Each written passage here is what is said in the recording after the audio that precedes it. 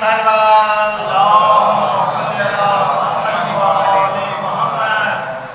الله من قرأ سورة الفاتحة مسبوقة بالصلاة على محمد وآل محمد.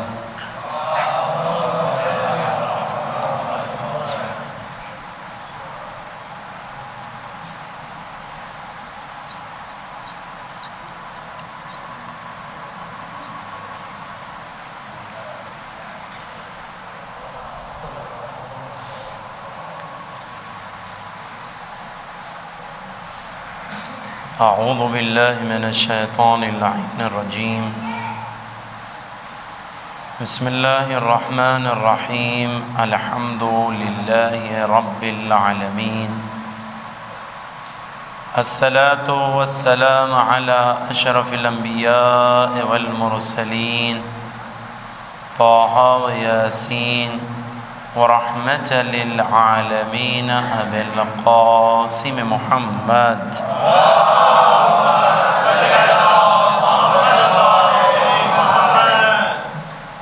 اللهم صل على من قال هذه الكلمات: يا مالك الملك، يا هازم الأحزاب، يا مفتح الأبواب، يا مسبب الأسباب، سبب لنا سببا لا نسأت له طلبا، بحق لا إله إلا الله وبحق محمد رسول الله.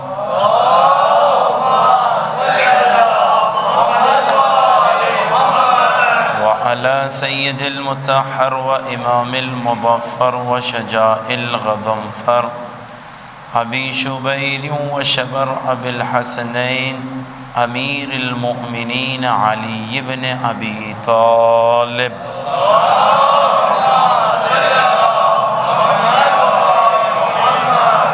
وعلى أهل بيته الطيبين الطاهرين المعصومين المنتجبين، لا سيما على بقية الله الأعظم الحجة الثاني عشر المهدي المنتظر.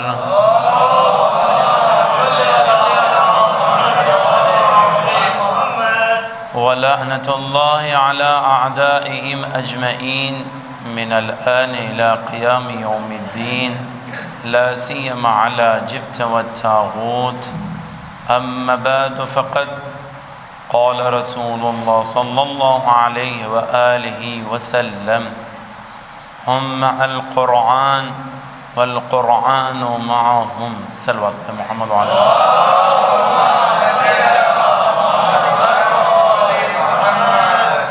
قبل اس کے کچھ بات عرض کروں، آپ حضرات سے گزارش گزار ہوں، ایک مرتبہ سورہ حمد، 3 مرتبہ سورہ اخلاص کی تلاوت فرما کر مرحوم و مغفور سید محمد ذکی، مشرف حسین، احمد حسین، مکرم حسین، مسرت حسین، نیتم حسین، شاہ جہاں بیگم، فرج جہاں بیگم، سید محمد مہدی، سید شیخ مہدی، سید جعفر رضا، ستوت جہاں، فرت سلطانہ، نکہت فاطمہ، آفاق جہاں اور جملہ مرحوم مومنین و مومنات کے لیے سلام.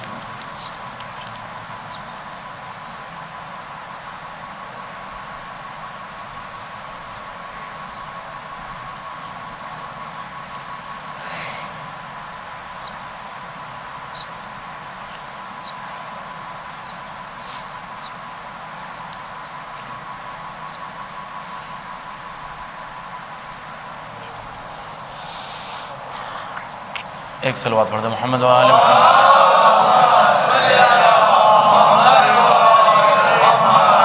سلامتی امام کے لیے بلند ترین صلوات پڑھ دیں محمد.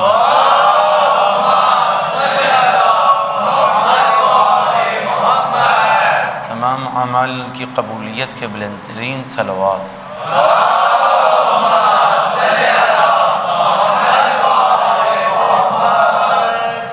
عزیزان گرامی، قرآن مجید کے متعلق پیغمبر نے فرمایا قرآن اہل بیت کے ساتھ ہے، اہل بیت قرآن کے ساتھ. پہلے مجلس میں نے آپ کے سامنے بیان کیا، قرآن دعوت تفکر دے رہا ہے، اہل بیت بھی دعوت فکر دے رہے ہیں۔ گزشتہ مجلس میں نے بتایا کہ یہ ماں کا مطلب تکاملیت ہے۔ جب تک قرآن اور اہل بیت نہیں ملیں گے صحیح دین نہیں ملے گا، لہذا قرآن اور اہل بیت کا ایک ساتھ ہونا ضروری ہے، اور اللہ نے قرآن کو معجزہ بنا کر رکھا۔ اب سوال یہ ہے کہ اللہ نے ہر انسان کو دعوت فکر کی صلاحیت دی۔ کیا کبھی آپ نے سوچا، علماء مناطقہ بیان کرتے ہیں جاگتا ہوا انسان کسی نہ کسی فکر میں رہتا ہے، ایسا ہو نہیں سکتا کہ انسان جاگے اور فکر نہ کر رہا ہو۔ جب بھی انسان جاگتا ہے کسی نہ کسی فکر میں بیٹھا رہتا ہے، چاہے صبح ہو تو ناشتے کی فکر ہوگی، رات کا تھکا ماندہ بھی ہو تو کل کی فکر ہوگی، اٹھنا کب ہے، جانا کب ہے، بارش ہوگی تو رکنے کا بہانہ، کب رکے گی، کب جانا ہے، بارش رک جائے گی تو پھر انسان اپنے امور پر توجہ دیتا ہے، فکر کسی نہ کسی زاویے سے مشغول رہتی ہے۔ اور اب فکر کرنے کے بعد ہم نے یہ اندازہ لگایا کہ اللہ نے جو کلام پیش کیا نبی کے ذریعے سے، یہ معجزہ بنا کر پیش کیا، اور معجزہ وہ ہے جس کا مقابلہ کسی نے نہ اس زمانے میں کیا، نہ اس زمانے میں، نہ قیامت تک کوئی کر سکتا ہے۔ قرآن منزہ مبرہ کتاب ہے، قرآن بہترین عظیم کتاب ہے، قرآن سرچشم ہدایت ہے، قرآن برکت و عظمت و شرافت و کرامت والی ہے، قرآن وہ جس کی پاکیزگی کے لیے معصومین نے قسمیں کھائی ہے، وہ قرآن جس کی صداقت کے لیے اللہ نے پہلے ہی کہہ دیا لا ریب فیہ ہے، اس میں کوئی شک نہیں کر سکتا، یہ معجزہ خداوند ہے، یہ قرآن کی عظمتیں زیادہ ہے۔ تو کل میں نے بتایا اللہ کے حبیب کو معجزہ اس لیے دیا تاکہ صداقت سے اس کی بات واضح ہو جائے کہ وہ نبی اللہ کی جانب سے ہے، من جانب اللہ ہے، یعنی معجزہ رکھا اس لیے گیا تاکہ پتہ چلے جو مدعی ہے، دعوے دار ہے، وہ اپنے کلام میں سچا ہے۔ اب اللہ نے نبی کو بھی بھیجا، کتاب کو بھی بھیجا، معجزہ بھی رکھا۔ اب امام مصحف ناطق امام جعفر صادق علیہ السلام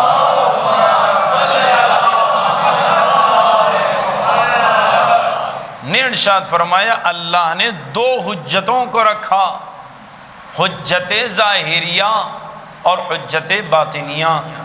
حجت ظاہریہ جو ظاہر میں دکھ جائے، حجت باطنیہ جو داخل میں ہو، چھپی ہوئی ہو، مستمر ہو، مستتر ہو۔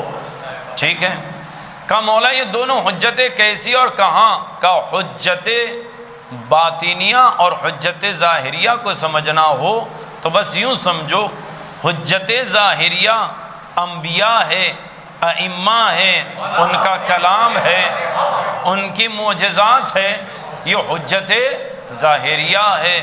حجت باطنیہ کیا ہے؟ کہا عقل ہے،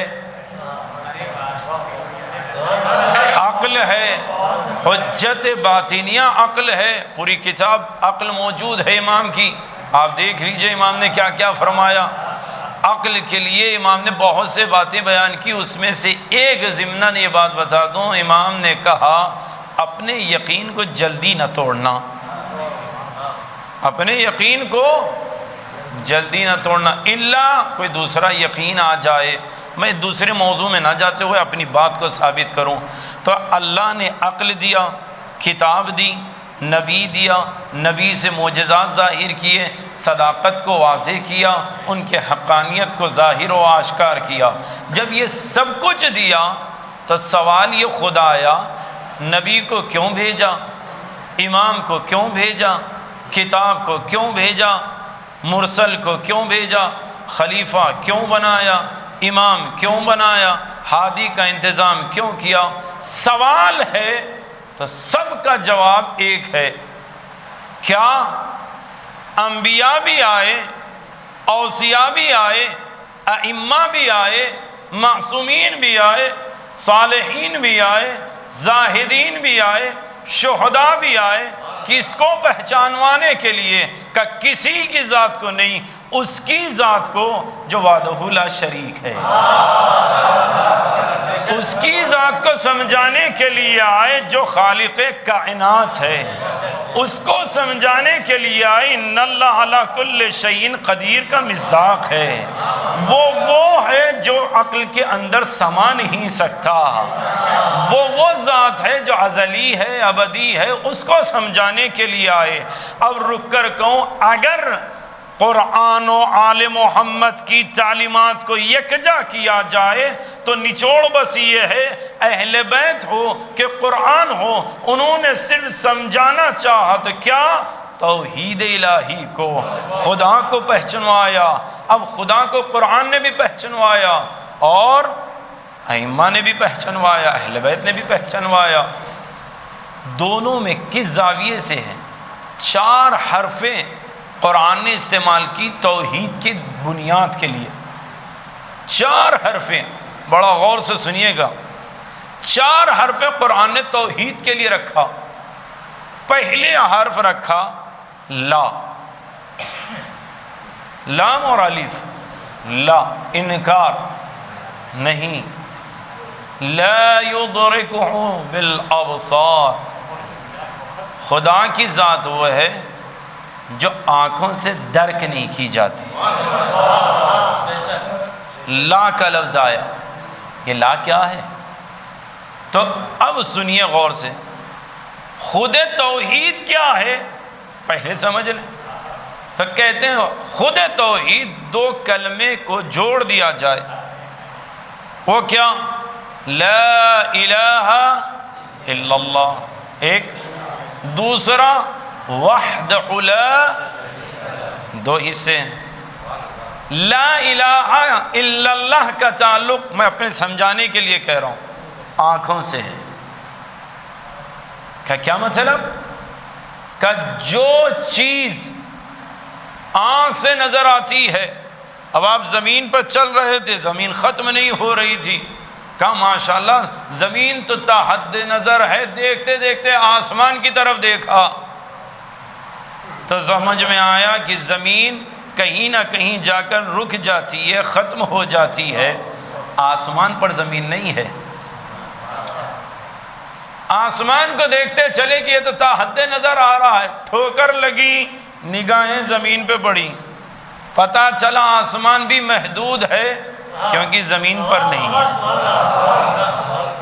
کل نتیجہ یہ ہے، جو چیز آنکھوں سے دکھائی دیتی ہے وہ محدود ہوتی ہے،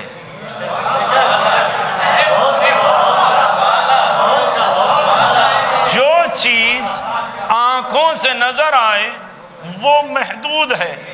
اب امام فرماتے ہیں کہ جو چیز محدود ہوتی ہے اس کی طرف اشارہ بھی ممکن ہے، یہ وہ۔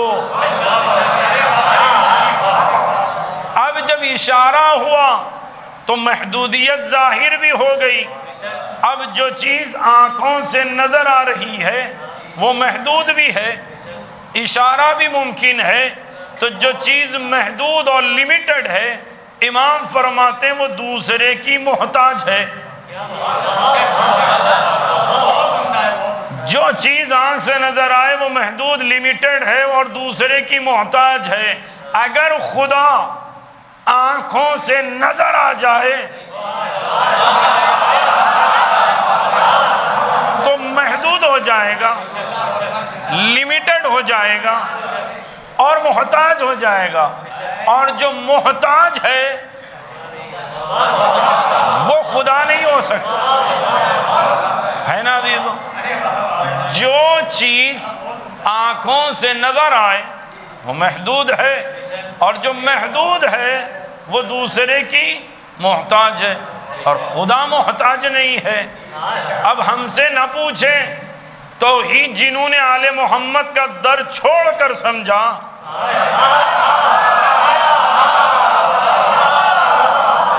کبھی وجود خدا کو کرسی پر تصور کیا؟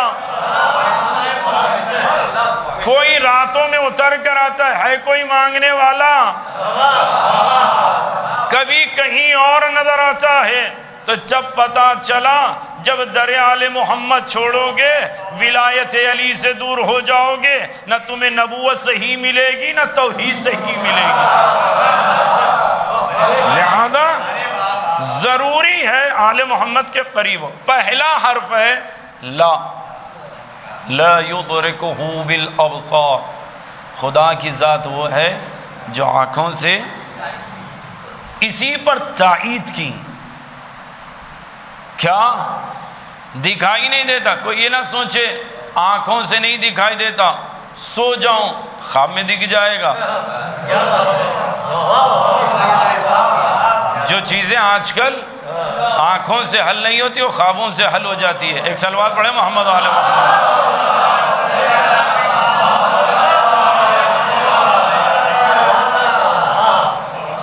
ہو سکتا خواب میں آ جائے، خدا خواب میں آ سکتا ہے، تو قرآن نے کہا نہیں، کہا کیوں؟ امت کلیم خدا جناب موسیٰ علیٰ نبینا علیہ السلام سے آ کر امت نے کہا نبی ہم خدا کو دیکھنا چاہتے ہیں۔ موسیٰ سمجھاتے رہے، امت نہ مانی، مجبور ہو کر کلیم خدا نے اپنے کلام سے خدا سے کہا خدا میری امت تجھے دیکھنا چاہتی ہے۔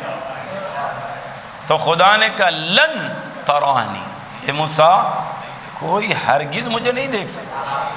تو دوسرا حرف ہے کیا؟ لن۔ ایک ہے لا، دوسرا لام اور نون، ٹھیک؟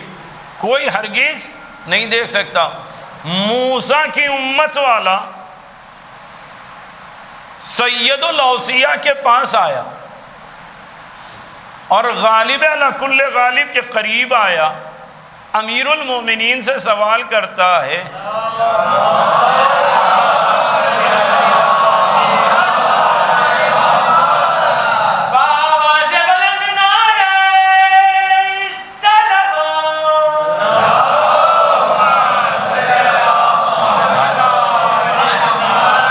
آ کر کہتا ہے یا علی آپ اس کی عبادت کرتے ہیں جس کو آنکھوں سے دیکھا نہیں؟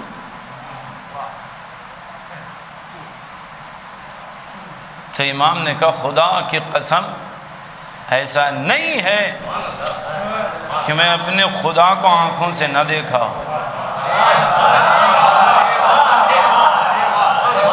امام علی کہہ رہے میں نے دیکھا۔ یہودی چونک کر کہتا علی آپ نے آنکھوں سے دیکھا؟ تو امام نے کہا بصارت سے نہیں دیکھا، بصیرت سے دیکھا۔ دوسرا حرف ہے لن، لا لن۔ اب اگر کوئی کہے خدا کیسے، تو کوئی یہ نہ کہے ہم نے دیکھا، خواب میں بھی دیکھا۔ اب سمجھانے کے لیے کوئی کہہ دیتا ہے یہ فلاں جیسا ہوتا، یہی ہے جب تعریف پر انسان قادر نہ ہو کہ کسی کو کیسے سمجھائیں، کہ فلاں والا کو دیکھ لو، فلاں حضرات کو دیکھ لو، فلاں چیز کو ویسے ہی ہے، سمجھاتا ہے انسان۔ جب انسان حقیقت کی تعبیر نہیں کر سکتا تو مثال کا سہارا لیتا۔ قرآن نے اس پر بھی مہر لگا دی کہ لیس کمثلہ شیء، کوئی یہ نہ کہے خدا ایسا دکھتا ہے، خدا ویسا ہے۔ اللہ نے کہا کوئی یہ نہ کہے لیس کمثلہ شیء، خدا لیسا، تیسرا حرف ہے لیسا، کوئی اس جیسا نہیں۔ تین حرف ہو گئے لا، لن، لیسا۔ اب اگر کوئی یہ کہے پہلے تھا اب غائب ہو گیا، یا ہو سکتا ہے ابھی نہیں دکھ رہا ہے بعد میں پیدا ہو جائے، تو قرآن نے کہا اس پر بھی فکر کو مہر لگاتے ہوئے لم یلد، نہ پہلے پیدا ہوا نہ بعد میں ہونے والا ہے، کبھی اس کے ولادت کا تصور نہیں۔ تو توحید 4 حرفوں کی بنیاد پر مشتمل ہے جو قرآن نے سمجھایا، لا، لن، لیسا اور لم۔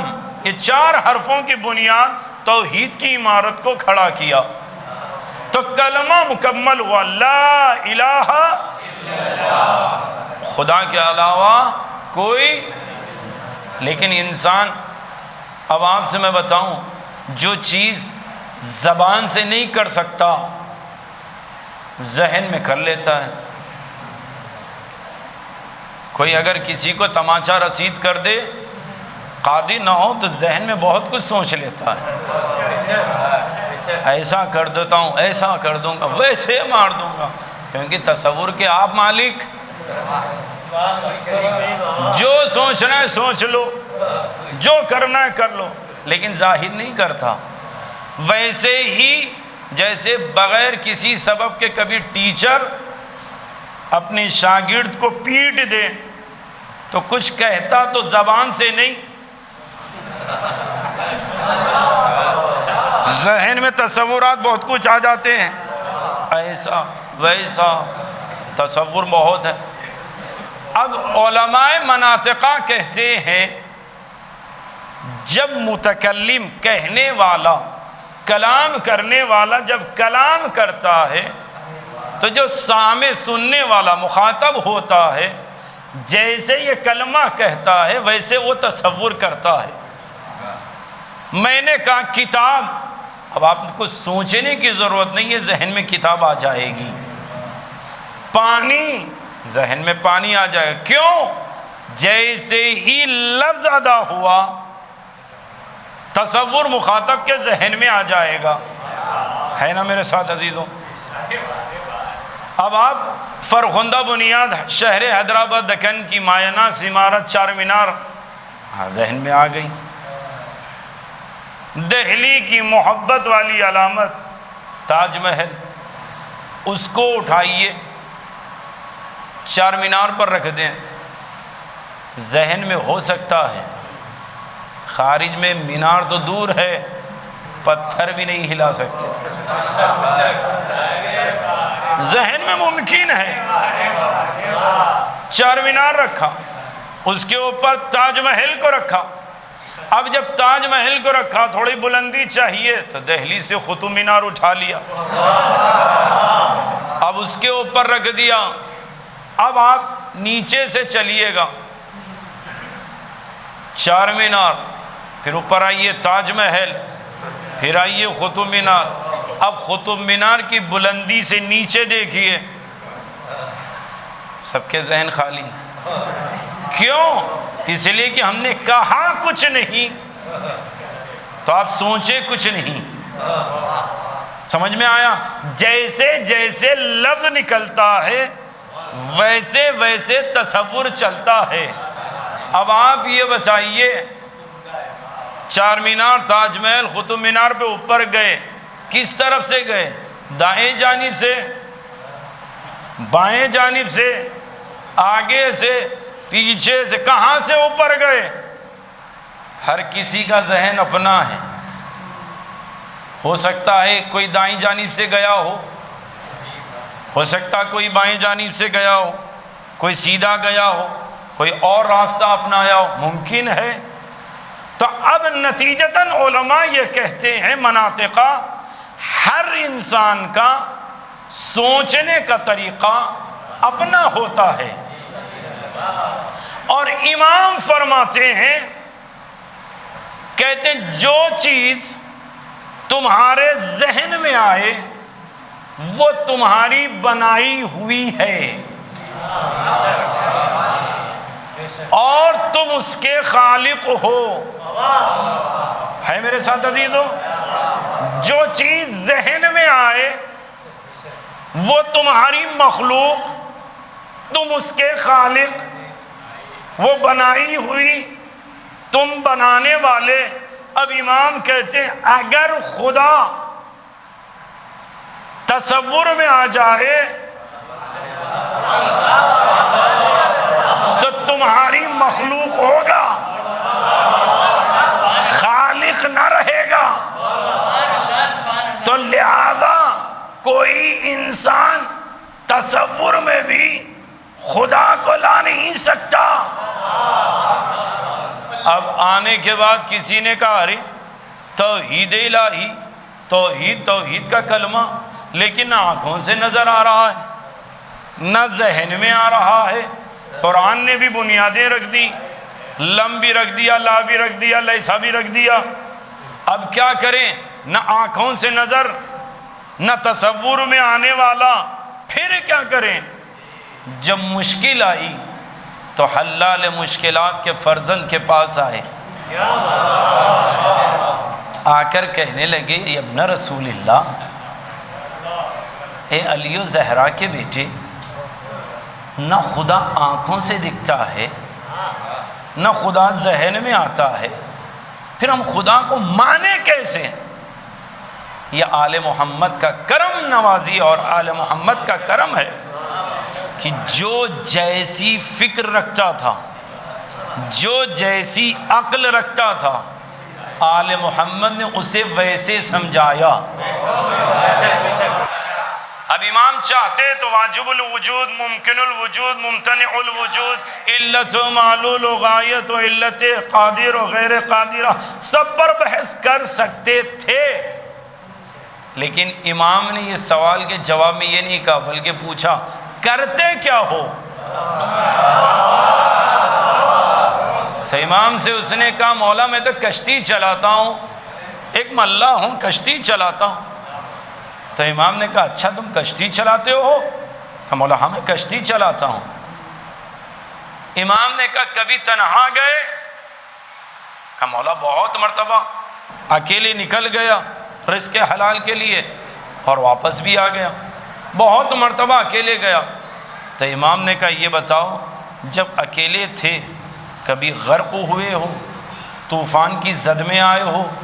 تو اس نے برجستہ کہا مولا ہاں ایک مرتبہ تنہا نکلا، ابھی آگے بھی نہ بڑھ پایا کہ بادلوں نے رخ بدلا اور ہواؤں نے سمت بدلا، بارش ہونے لگی، طوفانی لہریں اٹھنے لگی، ایسے عالم میں کشتی کو کوئی سہارا دینے والا نہ تھا۔ تو امام نے کہا پھر؟ کہ مولا انہی لہروں کی زد میں آ کر میری کشتی بھی ڈوبنے لگی، میں بھی ڈوبنے لگا۔ تو امام نے کہا کوئی قریب تھا؟ کہا مولا میرے آنکھوں کی نگاہوں کے قریب کوئی نہ تھا، تا حد نظر کوئی نظر نہیں آ رہا تھا۔ تو امام نے کہا جب تو اور تیرے قریب کوئی نہ تھا، تو تنہا تھا اور طوفان و لہروں کی زد میں آ کے غرق ہو رہا تھا، یہ بتا تیرے آنکھوں میں کوئی نہیں تھا، تیرے تصور میں کوئی نہیں تھا، تو یہ بتا تیرا دل کیا کہہ رہا تھا؟ تو اس نے کہا مولا میرا دل کہہ رہا تھا ابھی بھی کوئی ہے جو مجھے بچا سکتا ہے۔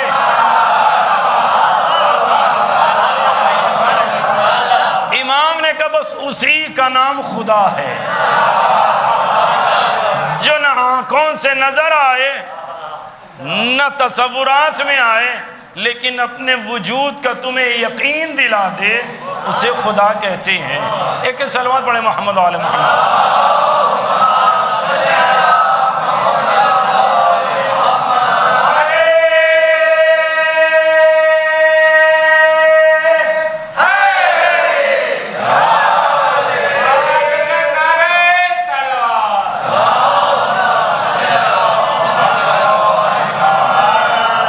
قرآن نے بتایا توحید کیا ہے، اہل بیت نے بتایا توحید کیا ہے۔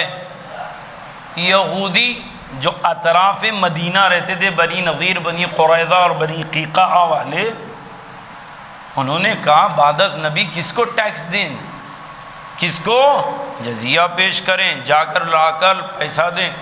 کہا چلو پتہ کرتے ہیں، سوال پوچھتے ہیں۔ کہا ٹھیک ہے، گئے کسی کے پاس، ایک دو تین چند لوگوں کے پاس گئے،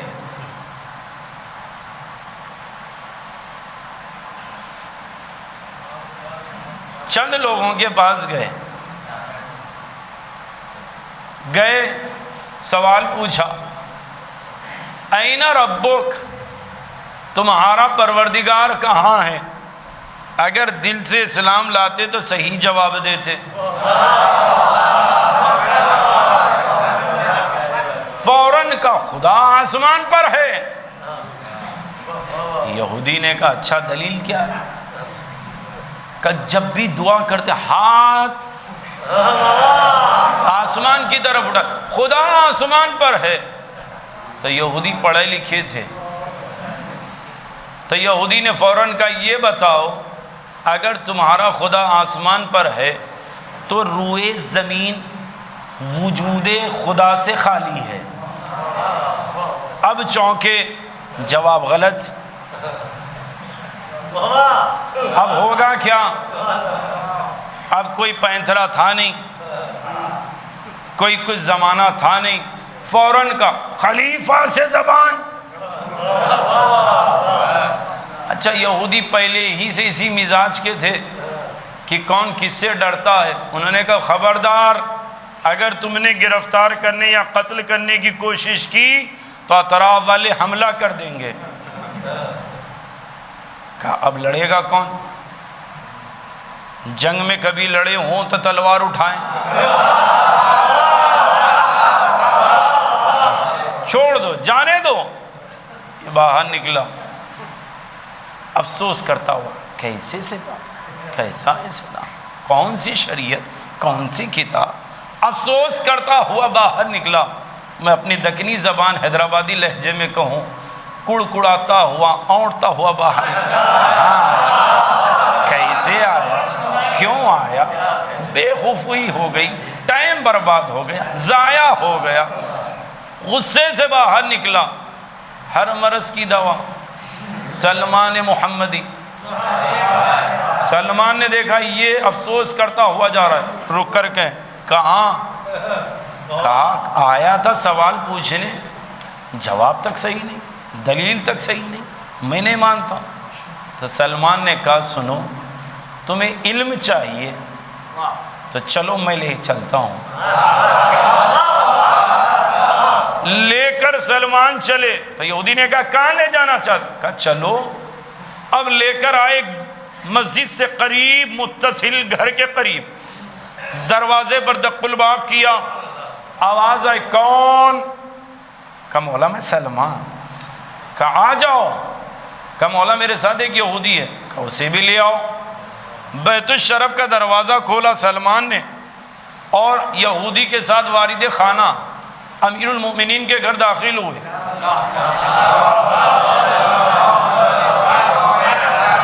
کیا دیکھا؟ امام بوسیدہ چٹائی اور مصلی کے قریب بیٹھے ہوئے۔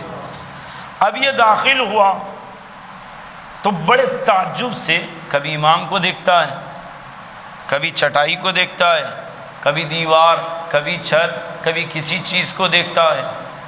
تو ادھر ادھر جب دیکھنا شروع کیا تو امام نے مسکرا کر کہا، وہ اپنی باڈی لینگویج سے، حرکت سے کہہ رہا تھا، سلمان سے اشارے میں، کہاں لے آئے؟ تو امام نے کہا سن، تیرا سوال بھی بتاؤں اور جواب بھی بتاؤں، یا تو سوال پوچھے میں جواب بتاؤں؟ چونکا، کہا میں عام آدمی کے پاس نہیں آیا، فوراً ہی کہنے لگا نا میں سوال پوچھوں گا، آپ جواب بتائیے۔ تو امام نے کہا بسم اللہ۔ تو اس نے کہا این ربک، آپ کا خدا کہاں پر ہے؟ تو امام نے مسکرا کر کہا تو یہ ثابت کر کہاں نہیں ہے۔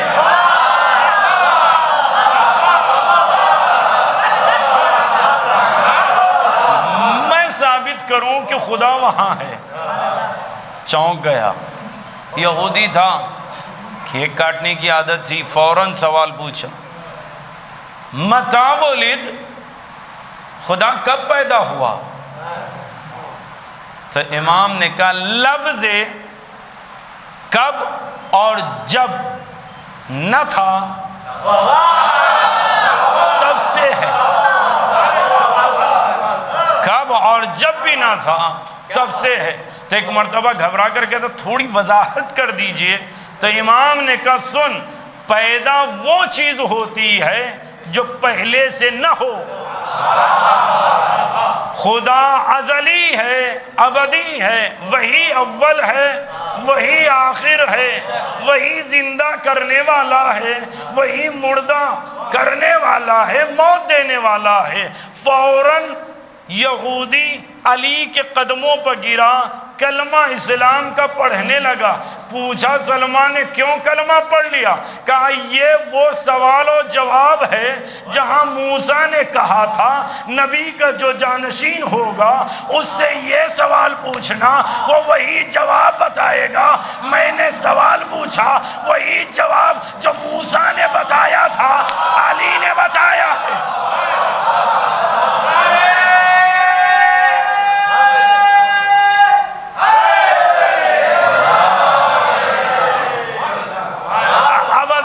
جملہ غور سے سنیے گا۔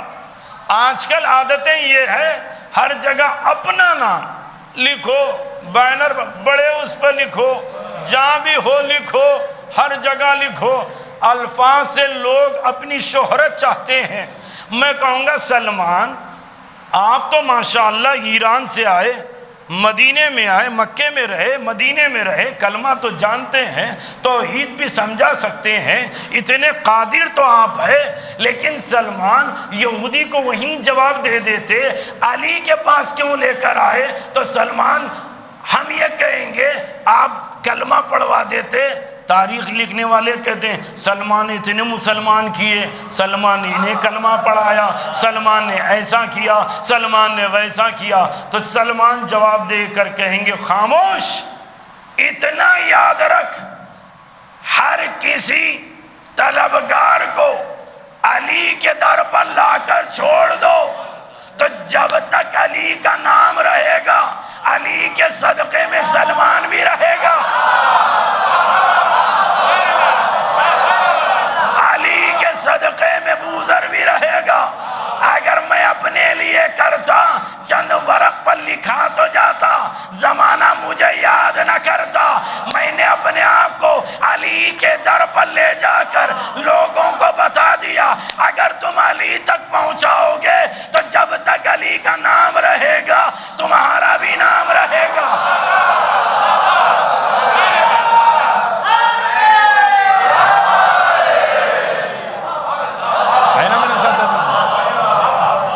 اب ایک جملہ بیچ میں عرض کر دوں تو کہ بات آئی ہے، اگرچہ کہ موضوع سے تھوڑی دیر کے لیے خارج ہو رہا ہوں سمجھانے کے لیے۔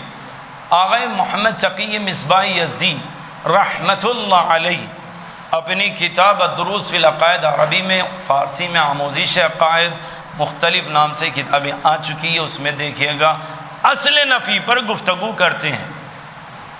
کہتے یہ ہیں، ان کی پوری بات کو اپنے الفاظ میں سمجھا رہا ہوں، کوئی وجود اگر ایسے ہی رہے تو برباد ہو جائے، لیکن اگر وہ کسی اور کے مقصد میں ڈھل جائے تو خود بخود اس کا وجود ظاہراً ختم ہو جاتا ہے، لیکن آثار اس کے وجود پر دلالت کرتے ہیں۔ کیا مطلب؟ وجود ختم ہو جائے، آثار دلالت کرتے ہیں۔ کہ دانا اگر ایسی رکھا رہے خراب ہو جائے گا، سڑ جائے گا، لیکن اگر اسی دانے کو کسان کھیتی کی نیت سے زمین میں دفنا دے، کچھ دنوں کے بعد دانے کا وجود ختم ہو جائے گا، لیکن درخت میں تبدیل ہو جائے گا۔ اب ہر کوئی کہے گا کہ یہ درخت تو ہے لیکن دانے کا اثر ہے۔ اب دانا کہاں ہے؟ کہ ختم ہو گیا، لیکن اس نے اپنی قربانی درخت میں دے دی، تو جب تک درخت رہے گا دانا باقی رہے گا۔ اگر پتے ایسے ہی لگے جھڑ جائے تو ختم ہو گئی، وقت نہیں۔ لیکن اگر کوئی جانور آ کر چڑھ جائے، کھا لے، پتوں کو کھا لے، تو کہتے ہیں درخت کے پتوں کا وجود ظاہری طور سے ختم ہو گیا، لیکن جانور جب تک رہے گا اثر باقی رہے گا۔ اب جب تک حیوان ہے تو آثار درخت باقی ہے میرے ساتھ عزیزو۔ اگر یہ بکرے ایسے ہی ادھر ادھر پھر کر ختم ہو جائے تو ختم، لیکن اگر کسی مسلمان کو ملے بقرعید میں بسم اللہ باللہ، اب اگر انسان کھا لے تو وجود تو ختم ہو گیا، غذا کا اثر بدن میں باقی رہے گا، ہے نا میرے ساتھ عزیزو۔ اسی لیے معصوم نے کہا غذا کو طاہر رکھو، کیونکہ غذا کا اثر دل پر بھی ہوتا ہے، ذہن پر بھی ہوتا ہے، اثر ہے، لہذا جب تک اثر رہے گا وجود تو ختم ہو گیا لیکن آثار باقی ہے۔ اب جب تک انسان رہے گا اور وہ اثر رہے گا، حیوان کے بارے میں یاد کیا جائے گا۔ اگر انسان ایسے ہی مر جائے کوئی وقت نہیں، لیکن اگر اس نے اپنی زندگی کو آل محمد کی خدمت کے لیے کر دے تو ظاہری انسان کا وجود ختم ہو جائے گا لیکن آثار باقی رہیں گے۔ کہ کیسے؟ کہ سنو، شیخ طوسی نے آج 1000 سال پہلے شریعت صادق کے لیے قربانی دی، شیخ طوسی کا وجود ختم ہوا لیکن آج تک شیعہ شیخ طوسی کو یاد کر رہے ہیں۔ کہ کیوں؟ اثر باقی ہے، اثر باقی ہے۔ علامہ مجلسی کیوں یاد ہے؟ کہ انہوں نے اپنے لیے نہیں، آل محمد کے لیے قربانی دی۔ اب جب تک آل محمد رہیں گے، بہار الانوار، اعلی جلاء العیون، سب کے نام علامہ مجلسی زندہ رہیں گے۔ کیوں؟ وجود تو ختم ہوا، آثار سے باقی رہیں گے۔ کیوں؟ اگر اپنے لیے کرتے تو ختم ہو جاتے، آل محمد کے لیے کیا تو جب تک آل محمد ہے شیخ طوسی بھی زندہ ہے، جابر بھی زندہ ہے، ذرا زرارہ بھی زندہ ہے، ہر کوئی زندہ رہے گا جنہوں نے اپنے آپ کو آل محمد کے لیے وقف کر دیا۔ اب آل محمد نے اپنے آپ کو کس کے لیے پیش کیا؟ کسی ایسے ویسے کے لیے نہیں، خدا کے لیے، خدا کے لیے پیش کیا۔ تو اب ہم سے نہ پوچھو یہ مجلسیں کب تک ہوگی،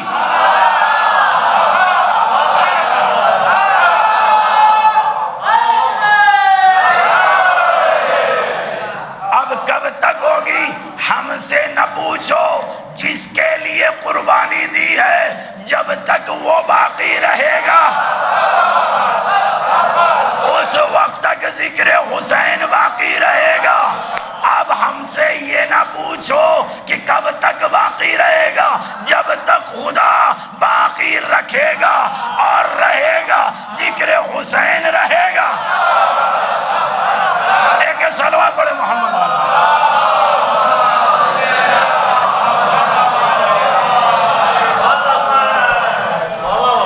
اب عزیزو ایک بات کی طرف آ جاؤں۔ ابھی تو قرآن توحید کو میں نے سمجھایا اور واضح کیا، اب میں سوال پوچھوں گا، آپ جواب دیں گے۔ خدا آنکھوں سے نظر آتا ہے؟ نہیں۔ تصور میں آتا ہے؟ خدا پیدا ہوتا ہے؟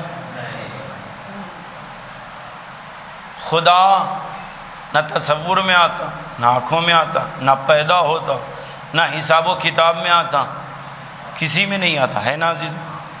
اب امام علی علیہ السلام کی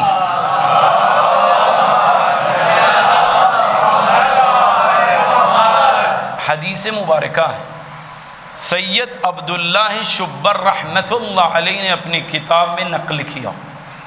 کیا؟ غور سے توحید کو میں نے بڑی ذمہ داری سے سمجھا ہے۔ اب حدیث نقل کرو۔ سید عبداللہ شبر بغداد کاظمین کے بڑے عالم تھے اپنے زمانے کے، اور امام سے توسل کیا مولا میں خطیب بنوں، محقق بنوں، کیا کروں آپ بتائیے؟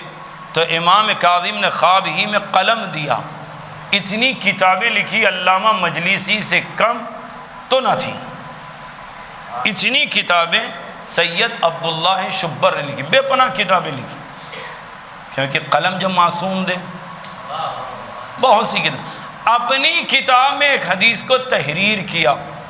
حدیث کیا ہے؟ امام نے فرمایا انا، خود مولا فرماتے انا، میں، اصغرو، یہ حدیث کو یہیں رک کر آپ سے سوال پوچھوں تاکہ حدیث بات سمجھ میں آ جائے۔ اگر دو بھائی ایک جیسے دکھے قد و قامت کے اعتبار سے، پوچھا آپ کی عمر کتنی، تو وہ اشارہ دوسرے بھائی کی طرف دے کر کہ میں بڑے بھائی سے 2 سال کا چھوٹا ہوں۔ اگر اس کی عمر 18 ہو، بڑے بھائی کی عمر کتنی ہوئی؟ ایک کو سمجھو، دوسرا خود بخود ہے نا میرے ساتھ عزیزوں؟ کوئی اختلاف تو نہیں ہے؟ اب امام فرماتے انا، میں، اصغرو، چھوٹا ہوں، من ربی، اپنے رب سے، بسنتین، 2 سال کا چھوٹا۔ مولا کیا فرماتے؟ میں اگر حدیث قبول کر لیں توحید پر حرف، حدیث کو رد کوئی نہیں کر سکتا، اب کریں کیا؟ انا اصغر من ربی، بے، سین، نون، تے، یہ نون، جو اعراب لگانا ہے لگا لیں۔ تو بعض علماء اعلام نے کہا سنتین، مولا نے فرمایا میں 2 سنتوں سے چھوٹا ہوں۔ کہ یہ 2 سنتیں کیا ہے؟ کہ ایک خدا کی توحید ہے اور دوسرے پر نبی کی رسالت ہے۔ پہلے پر توحید، دوسرے پر نبوت، تیسرے پر علی کی امامت ہے، تیسرے پر علی کی امامت ہے۔ لیکن اشکال کرنے والے، اعتراض کرنے والوں نے کہا نہ اسے سنتاً پڑھا جا سکتا، نہ رتبے میں لایا جا سکتا۔ بہت سے سوال اٹھانے والوں نے اعتراض میں اٹھایا کہ یہ نہیں ہو سکتا، وہ نہیں ہو سکتا۔ اتنا یاد رکھو، جتنا اعتراض فضیلت اہل بیت پہ کرو گے اتنی فضیلت بڑھتی جائے گی۔ جب کہا سنتین تو کہا نہیں یہ سنتین کیسے ہو سکتا، فلاں کیسے ہو سکتا۔ تو آپ بھی جانتے ہیں اگر ظہر کو اور عصر کو ملایا جاتا ہے تو کیا کہا جاتا ہے؟ اگر مغرب اور عشاء کو ملا دیا جائے تو مشرق و مغرب کو ملا دیا جائے مشرقین، ہے نا ساتھ میرے ساتھ؟ جب 2 چیزیں مل جاتی ہے تو ایک ہی کو دوسرے سے یاد کر لیا جاتا ہے، ظہر سے عصر کو، مغرب سے عشاء کو، مشرق سے مغرب کو۔ سمجھ میں آئی بات میرے ساتھ ہے نا عزیزوں؟ اب آیت الکرسی پڑھیے، کیا ہے آیت الکرسی؟ اللہ ہو، اس کے بعد جملہ کیا ہے؟ لا تاخذہ سینۃ ولا نوم۔ سینہ کہتے اونگنے کو، نوم کہتے سونے کو۔ خدا کی ذات وہ ہے نہ اونگتا ہے نہ سوتا ہے۔ نہیں سمجھے دیدو آپ؟ سینا یعنی اونگنا، نوم سونا، جب دونوں کو ملا دیا جائے، اونگنے کو اور سونے کو، تو سینتین کہتے ہیں۔ علی نے بتایا سنو، خدا میں، علی میں بس اتنا فرق ہے، نہ خدا اونگتا ہے نہ سوتا ہے، علی اونگتا بھی ہے سوتا بھی ہے۔ لیکن کوئی یہ کہہ سکتا تھا کہ ہم نے دیکھا علی راتوں میں نمازیں پڑھتے ہیں، علی راتوں میں روٹی تقسیم کرتے، ہم نے نہیں دیکھا علی کبھی سوئے ہیں۔ تو اللہ نے کہا سنو، بستر نبی کا ہوگا، علی تجھے سونا ہوگا۔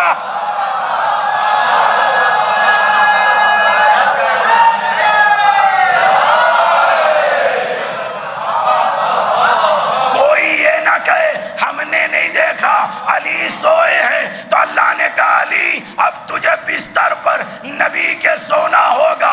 اب جب علی سو گئے تو عزیزو جملہ سننا، اوروں کا جاگنا اور ہے، علی کا سونا اور ہے۔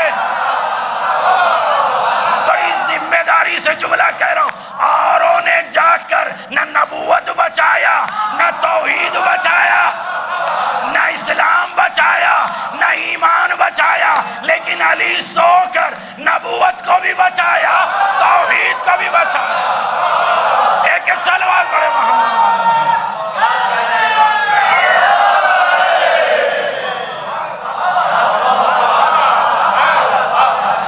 عزیزے کو جملہ کہوں یا علی جب بھی کہیے دل کھول کے کہیے۔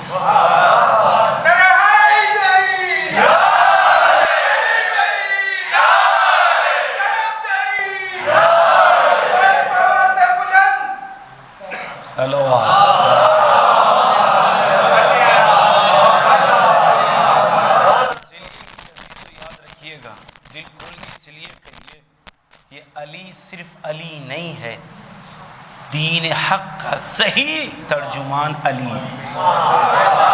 علی نہ ہوتے نہ توحید سمجھ میں آتی، علی نہ ہوتے نبوت سمجھ میں آتی، علی نہ ہوتے امامت سمجھ میں نہ آتی۔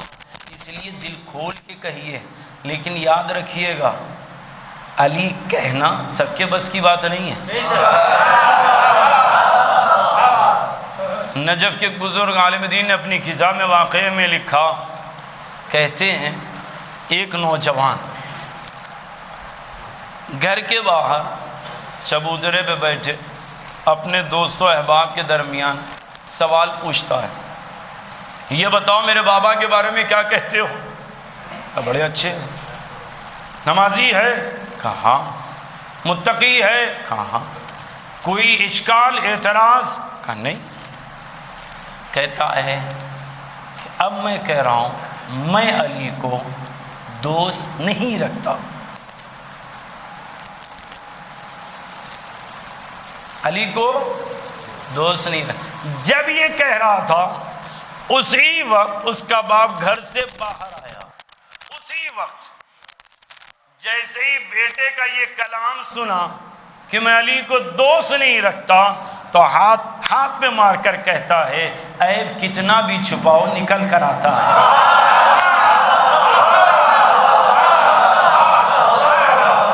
ایک صلوات پڑھے محمد والے۔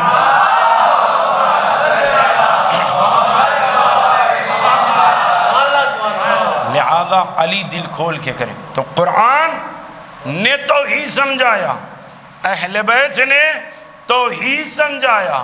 تو اب یہاں رک کر کہوں جو تعلیم قرآن ہے، جو تعلیم اہل بیت ہے، اس کا مرکز توحید کی ذات ہے، توحید کی ذات ہے۔ اب عزیزو آگے بڑھ کر ایک جملہ کو آل محمد نے کیسے توحید سمجھایا، اس انداز سے سمجھایا کہ دعاؤں سے توحید سمجھایا، خطبات سے توحید سمجھایا، چل کر توحید سمجھایا، بلکہ یوں کہوں سو کر بھی توحید سمجھایا۔ لہذا جتنا ہو سکے انسان قرآن اور اہل بیت کی تعلیم پر عمل کرنا ہو تو پہلے توحید کو صحیح سمجھنا ہوگا۔ اب ایک جملہ کہہ دوں، سید الشہداء نے دعائے عرفہ میں ایک جملہ کہا، خدایا جس نے توحید کو پا لیا اس نے کھویا کیا، اور جس نے تجھے کھو دیا اس نے پایا کیا۔ اب عزیزو سمجھ میں آیا، جس کو توحید صحیح نہیں ملی نہ اس کو نبی صحیح ملا نہ رسول صحیح ملا۔ یا جملہ آگے بڑھ کر کہوں، جب توحید صحیح نہیں ہوئی تو نہ نبی صحیح ملا، نہ ہی توحید صحیح ملی، نہ ہی رسالت صحیح ملی، نہ ہی امامت، نہ ہی خلافت، کوئی چیز بھی صحیح نہیں ملی۔ کیوں؟ اس لیے کہ توحید صحیح نہیں ہے۔ اب عزیزو آگے بڑھ کر مصائب کی طرف آتے ہوئے بس ایک جملہ کہوں، توحید کے اوپر عمل کیجئے۔ توحید ہے کیا میں نے بتایا، لیکن اثر توحید کیا ہے؟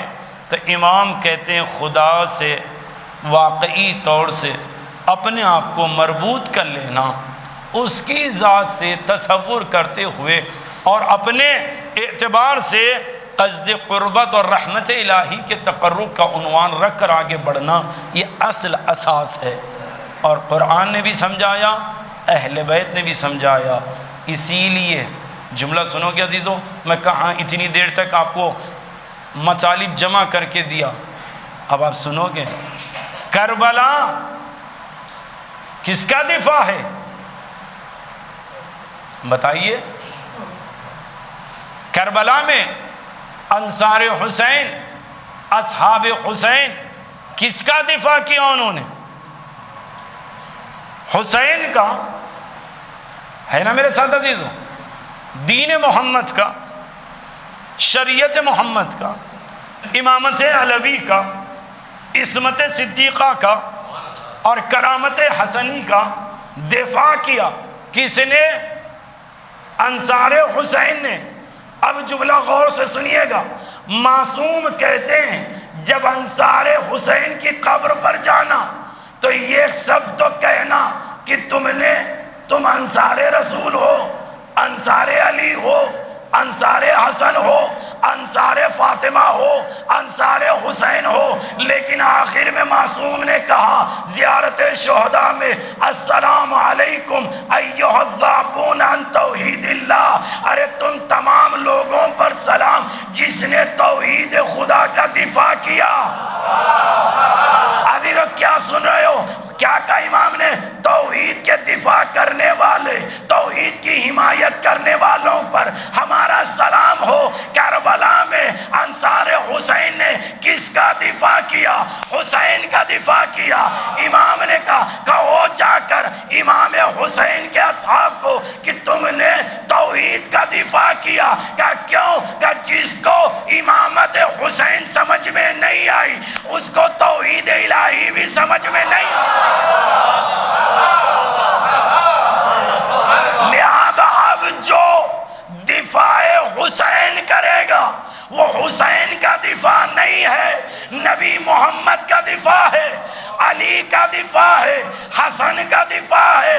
اب عزیز ایک جملہ سننا، کبھی مجلس حسین پر اشکال نہ کرنا، اس لیے کہ یہ مجالس مقصد حسین سے واقعی طور سے سب کو آشکار کرتی ہے اور دفاع اسلام کرتی ہے۔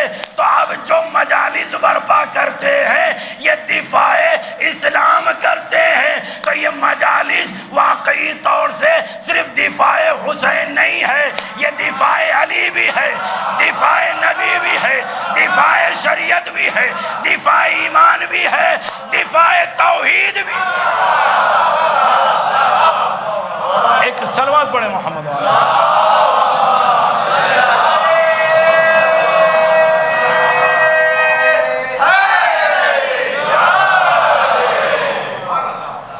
لہذا انسان جتنا ہو سکے اس پر لوگ لگائیں۔ عزت دینے والا وہ ہے، خیر نہیں دیتے، لیکن اللہ عزیزوں آپ اور ہم سنتے بہت ہیں، تصور اور سمجھتے کم ہیں، وہ احساس ہم میں کم ہے۔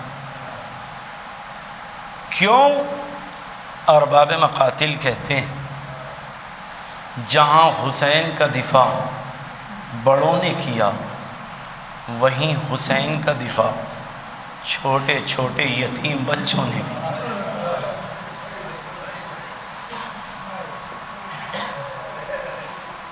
عزیزان گرامی،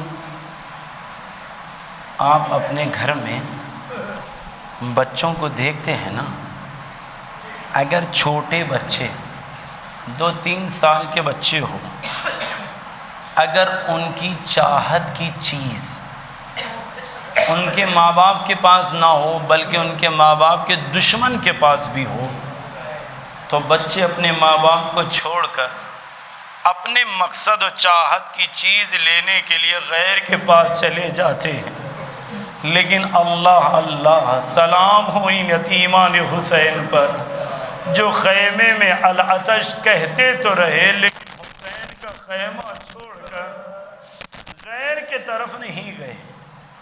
عزیزو، اس لیے کہ ارباب مقاتل کہتے ہیں، حکایتاً عرض کر رہا ہوں، 7 محرم کو خیمے حسین میں 120 بچے تھے، لیکن عصر عاشور کے بعد جب ان یتیموں کو شمار کیا گیا تو 70 بچے بچ گئے، 50 شہید ہو گئے۔ کہ کیسے؟ ہر بچہ آواز دے کر کہلا تھا العطش العطش۔ یہاں تک کہ ارباب مقاتل نے لکھا چھوٹے چھوٹے یتیم بچے خیمے میں جاتے اور جو مشکیزیں آپس میں ملی ہوتی اسے جدا کرتے اور سینے پر رکھ کر کہتے العطش العطش العطش، ہائے پیاس مارے ڈال رہی ہے۔ عزیزو، روایت کے جملے ہیں، ان بچوں نے شب عاشور سے عاشور تک واقعی طور سے آوازیں بلند کی۔ علامہ قزوینی کہتے ہیں کہ چند بچے جمع ہوئے، چھوٹے چھوٹے یتیم جن کی عمر 3 4 5 7 سال کے تھے، سب جمع ہوئے، 20 سے 25 بچے سکینہ کے قریب آئے شب عاشور، آ کر کہتے ہیں سکینہ اپنی پھوپھی زینب سے پانی منگوا دو۔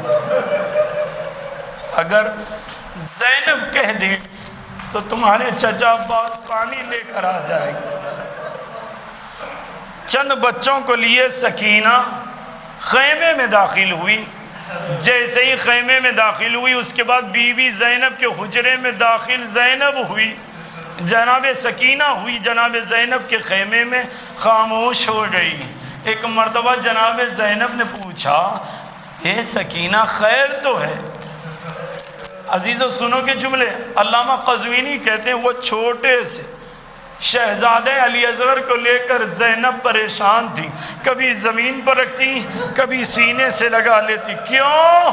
اس لیے کہ پیاس کی شدت سے علی اصغر کی کیفیت بدلی تھی۔ کبھی سکینہ کے سامنے زینب نے سینے سے لگا لیا، رونے لگی۔ سکینہ کو دیکھا تو ایک جملہ پوچھا، بیٹی خیر تو ہے؟ خیر تو ہے؟ تو جناب سکینہ نے ایک مرتبہ جناب زینب کو دیکھا، پھوپھی اماں کچھ نہیں۔ کہا کیوں، کیا بات ہے؟ کہا پھوپھی اماں بچے سب آئے ہیں، پانی کا مطالبہ کر رہے تھے، سب نے سوچا، بس اتنا جملہ تھا۔ علامہ قزوینی کہتے ہیں زینب نے علی اصغر کو دکھایا، سب نے ایک مرتبہ رخ بدل کے کہا ہمیں پیاس نہیں لگی۔ اللہ اکبر۔ شب عاشور گزرا، روز عاشور ہر بچے نے کہا العطش العطش العطش، لیکن عزیزو ہر شہید گیا، جس میں جناب بریر مشکیزہ بھی لے کر گئے، لیکن کوئی روایت مقتل کی یہ نہیں کہتی کہ بچوں نے کوزے اٹھائے ہیں یا کوئی چیز اٹھائی ہے، لیکن عزیزو جیسے ہی کسی نے یہ جملہ کہا حسین نے اپنے بھائی عباس کو پانی کے لیے بھیجا ہے، روایت کے جملے چھوٹے چھوٹے یتیم خیموں میں گئے ہیں، کوزے لے کر آئے اور کہا سکینہ جب تمہارے چچا پانی لائیں گے ہم نہیں پئیں گے، چھوٹوں کو پلائیں گے۔ سکینہ نے کہا اگر پانی آئے گا میں علی اصغر کو پلاؤں گی۔ اللہ اکبر۔ عزیزو آپ اس جملے پر بڑا غور سے توجہ سے سنیے گا، توجہ دیجئے گا۔ وہ جملہ کیا ہے کہ 7 یا 5 محرم سے بچے العطش کہہ رہے تھے، 9 محرم کی شب میں شدت تھی، العطش العطش، عاشور کے دن بھی العطش العطش، لیکن کسی کتاب میں مقتل کی یہ نہیں ملتا. جب عباس کی شہادت ہوئی تو بچوں نے اس کے بعد التش کہا ہو، بلکہ روایت یہ ہے جب علم لے کر حسین آئے، ایک مرتبہ علم لے کر آئے، محمد علی سیبوی کہتے ہیں زینب نے کہا ماں جائے میرے عباس کی خیر ہو، تو ایک مرتبہ حسین نے کہا زینب مجھے پرسا دو، میرا بھائی مارا گیا. علامہ مہدی کہتے ہیں جیسے ہی حسین نے یہ کہا عباس مارے گئے، یتیموں نے کوزوں کو چھپا کر کہا سکینہ ہمیں پیاس نہیں لگی. اللہ کیا یتیموں پر گزری عزیز. آپ اور ہم یتیموں کا کیا تصور کریں.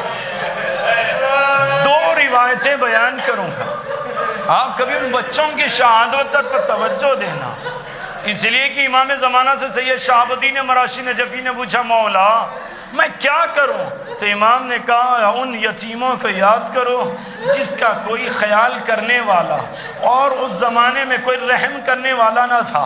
ارے آغا مراشی کو کہا کیوں؟ اس لیے کہ یتیموں نے کتنا حسین کا دفاع کیا. سنو کہ عزیزو میں تمام روایتیں چھوڑ کے بس دو روایتیں سناؤں گا. ایک شام غریبہ نے جہاں زینب دن سے تھکی ہوئی تھی، ایک مرتبہ آ کر بیٹھی ہے، سلسلہ گزرا. جناب ام کلثوم نے کہا بہن دو یتیم کم ہیں. عزیزو جیسے ہی یہ کہا زینب نے کہا بھائی نے میرے حوالے کیا، ام کلثوم چلو یتیموں کو لے کر آنا ہے. یہ کہہ کر چوب خیمہ سے کچھ لکڑی کو لیا، اسی کو مشال بنا لی. یہ پہلی مرتبہ تھی جہاں علی کی بیٹیاں تنہا نکلی ہیں.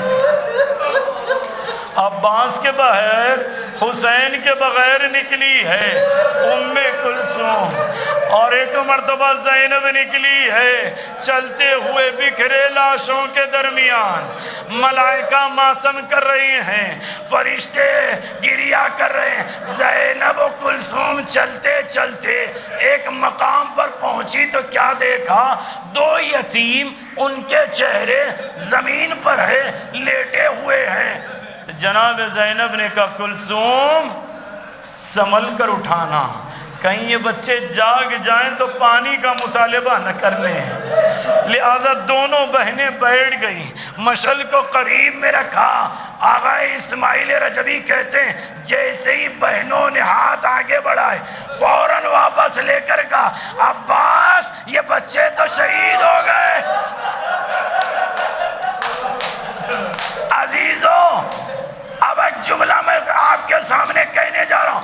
عاشور وہ ہے جہاں حسین اور عباس نے لاشیں اٹھائے، اور شام غریبہ وہ ہے جہاں زینب و کلثوم نے لاشیں اٹھائے. زینب نے کہا ام کلثوم بہن بچوں کی شہادت کے سبب کو معلوم کیا جائے. جیسے ہی خیمے کے قریب لائی ہیں، جلتے ہوئے خیمے کے شعلوں میں بچوں کو رکھا تو روایت کہتی ہے نہ چہرے پہ کوئی زخم تھا نہ پیروں پر کوئی زخم تھا. ایک مرتبہ کہا بی بی یہ بچے کیسے دنیا میں گئے؟ تو زینب نے کہا گریبان چاک کرو. یہ جیسے ہی گریبان چاک کیا تو کیا دیکھا، گھوڑوں کے ٹاپ بچوں کے سینے پر. زینب نے تڑپ کر کہا واہ محمدہ. 7 محرم سے یتیموں کی شہادت، عاشور کے دن شام غریبہ میں شہادت. لیکن عزیزو یہاں یتیموں کی شہادت رکی نہیں ہے. ہمارے وقت کے امام نے زیارت نائیہ میں جملہ کا سلام ہو ان بیویوں پر جن کے ہاتھ بندھے تھے، سلام ہو ان یتیموں پر جو بلندی سے گرتے گئے، شہید ہوتے گئے. روایت کیا ہے؟ روایت یہ ہے بیویوں کے ہاتھ بندھے تھے، بے کجاوا اونٹوں پر بٹھایا گیا، چھوٹے چھوٹے بچوں کو آغوش میں رکھا گیا، ہاتھ بندھے ہیں. میری اور دیکھنا عزیزو جملہ سمجھنا، ہاتھ پسے گردن یا پسے پشت بندے ہیں، بے کجاوا اونٹوں پر بیویاں موجود ہیں، آغوش میں چھوٹے چھوٹے بچے۔ اب جب اونٹ چلتا بیویاں ہاتھ بندے بچوں کو سنبھالتے، لیکن شمر آگے بڑھا، تازیانہ مارا، اونٹ اچھلا، بچہ آغوش سے نکلا۔ ماں نے کہا عباس میرے بیٹے کی خیر ہو، کیا دیکھا؟ اونٹ کا پیر بچے کے ساتھ۔